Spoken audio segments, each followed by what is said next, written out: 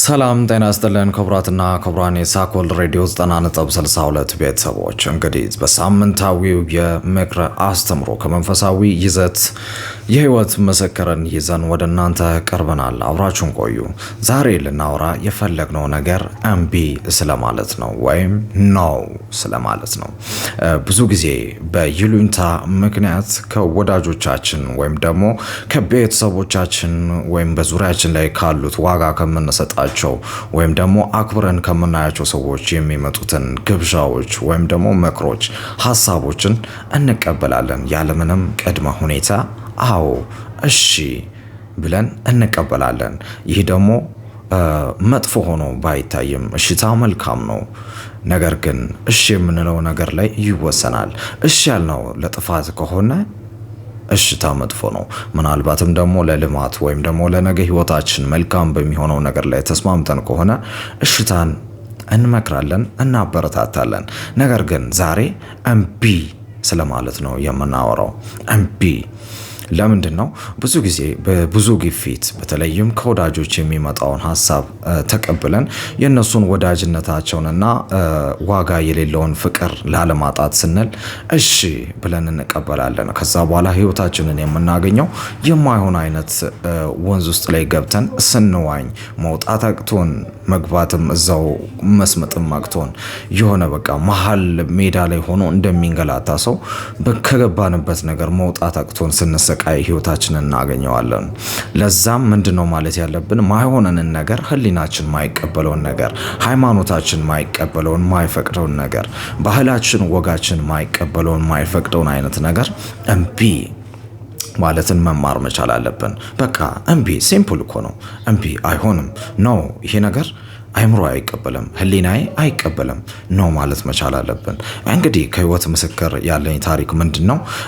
ከሆኑ አመታት በፊት ጂማ ዩኒቨርሲቲ ጂማ ኢንስቲትዩት ኦፍ ቴክኖሎጂ ላይ ተማሪ ነበርኩኝና ገና በጅማሬው ፍሬሽማን ላይ በነበርንበት ሰዓት በጊዜው ላይ የተወሰነ ግርግርና ረብሻ ነበር።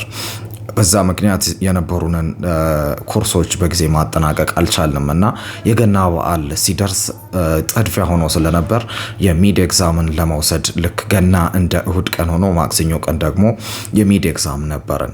ስለዚህ ወደ ሀገር ቤት ለመመለስ ወደ ተወለድኩበት ወደ እናቴ ምድር ለመመለስ በጣም ከባድ ሆኖ ነበር። ምክንያቱም ረዥም ጉዞ ስለሆነ ሄጄ መመለሱ ጊዜ ይወስዳል። መሀል ላይ ደግሞ በበዓል ሰሞን ላይ ያለው የትራንስፖርት ውጥረትም የታወቀ ነውና መመለሱም መሄዱም በጣም ከባድ ስለሆነ እዛው ለማሳለፍ ተገድጄ ነበር። እኔም ሩቅ ሀገር ቤተሰቦቻቸው የሆኑት ጓደኞቼም።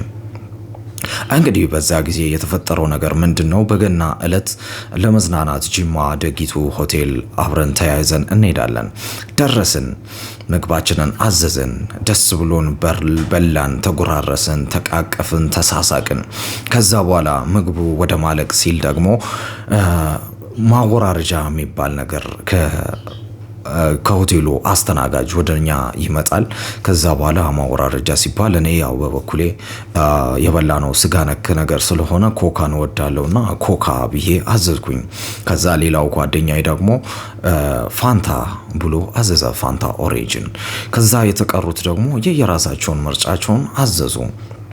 ግማሾቹ ዋሊያ፣ ግማሾቹ ኮርጊስ፣ ደስ ያላቸውን መጠጥ አዘዙ። ያው እኛ ምንም አላልንም ነበር። በእርግጥ ውስጣችን አልተቀበለውም። ለነሱ ልክ የሆነው ነገር እኛ ጋር ልክ አልነበረም፣ እኛ ጋር ልክ የሆነው ነገር ደግሞ እነሱ ጋር ልክ አልነበረም።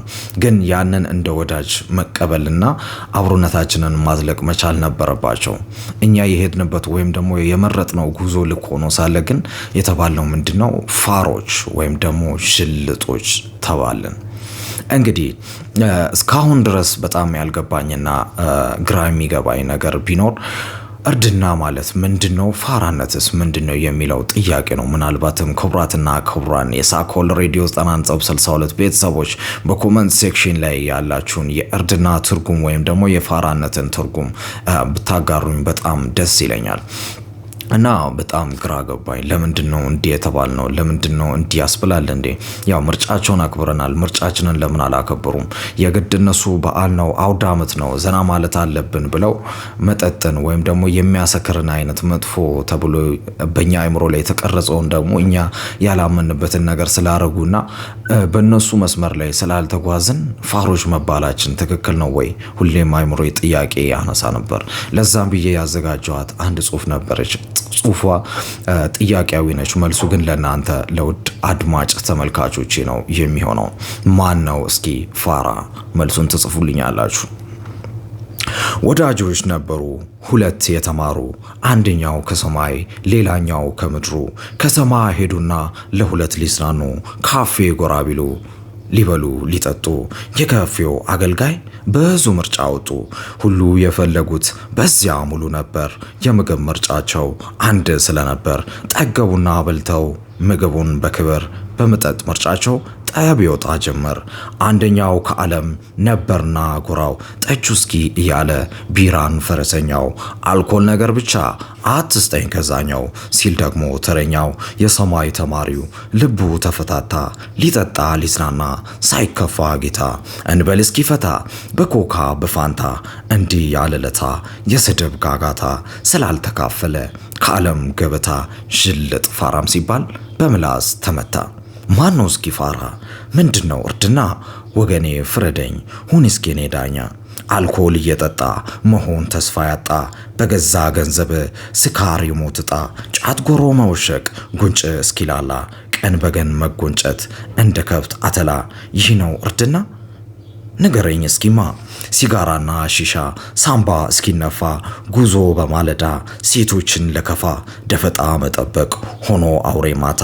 የተስፋት ኑሮ እርቆ ከጌታ የክፋት ምሳሌ መሆን በየለታ። መቅበዝበዝ በሕይወት መኖር ቀኝን ክራ። ይህ ነው እርድና? ማን ነው እስኪ ፋራ? ምንድነው እርድና? እኔ እንደገባኝ እርድናን ብተርክ በጸሎት መኖር ነው ሁል ጊዜ በንበርከክ። ቤታችንን መምራት ሆኖ በኑሮ ልክ መማር ከክርስቶስ የእውነትን ታሪክ። ከኃጢአት መንደር መራቅ መመላለስ በጽድቅ በብርሃን ውስጥ መጓዝ። ፈጣሪህን ማወቅ ፈጽሞ ለማውራት ከእውነት በቀር ከሐቅ። ልብ አእምሮን ማጥበቅ በቃሉ መልህቅ። ይህ ነው እርድና መያዝ የጉዞ ስንቅ። ከዘላለም አምላክ ስር መሰረት ማጥበቅ። እንግዲህ ወገኔ ከሰማኸኝ ዘንዳ ፍረድ እስኪ በኛ። ሆነ የእውነት ዳኛ ዛሬ በዓል ገና ነውና ወደኛ። የተወለደበት የዓለም መዳኛ ውለታውን አስበ የዋለውን ለኛ። ኑሮንም አይተ ሚያምርብንን በኛ። ፍረድ እስኪ በኛ ሆነ የእውነት ዳኛ። ጌታን ያወቀ ነው ወይንስ የዘነጋ? ከጉያው የራቀ ወይንስ የተጠጋ? ሚባለው አራዳ ስልጡን የፈነዳ። ማን ነው እስኪ አራዳ? አሊያም ዥልጥ ፋራ ማን ነው?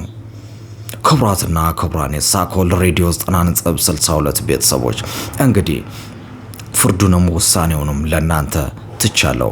ያው ሁላችሁም የተሰማችሁን ወይም ደግሞ ያመናችሁበትን መልስ ነው ብላችሁ የምትጠብቁትን ነገር በኮሜንት ሴክሽን ላይ ማስፈር ትችላላችሁ። ጨዋነቱ እንደተጠበቀ ሆኖ ይህ ሳኮል ሬዲዮ 90.62 ነው። ለዛሬ ከመንፈሳዊ ይዘት ምክረ አስተምሮ ይዘን የቀረብነው ይህንን ይመስል ነበር። እስከ ፕሮግራሙ ፍጻሜ ድረስ አብራችሁን ስለሆናችሁ እጅግ አድርገን እናመሰግናለን። የፕሮግራሙ ዋና አዘጋጅና አቅራቢ እኔ ስንታየው አኑሉ ነኝ። ስላዳመጣችሁኝ በትዕግስት ስለጠበቃችሁኝ እጅግ አድርጌ አመሰግናለሁ። ክብር ይስጥልን። መልካም ጊዜ፣ መልካም ቀን። ሳኮል ሬዲዮ 90.62 ይመቻችሁ።